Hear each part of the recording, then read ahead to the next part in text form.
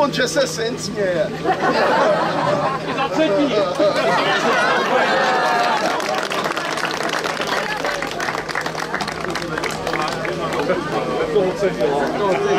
Některý jsou náročnější.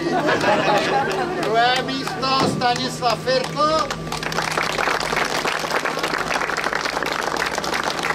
Přátelé, mimo jiné, tady ten pán bude organizovat náš závod na Slovensku, takže pak, když chcete něco, tak na něj.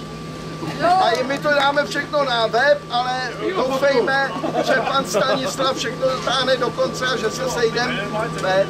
Když se neoběsím, tak ano. Když tak po závodě, po závodě. To nedělá večer. A zvítězil David Černý.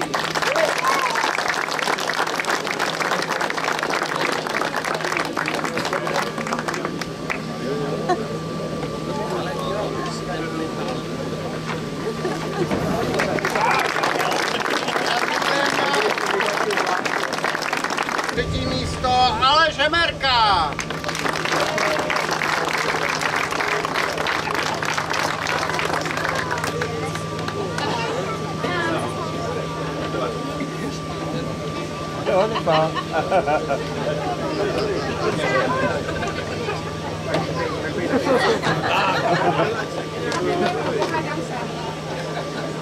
Druhé místo Stanislav Firtl, ten se omlouvá, ty už museli domů.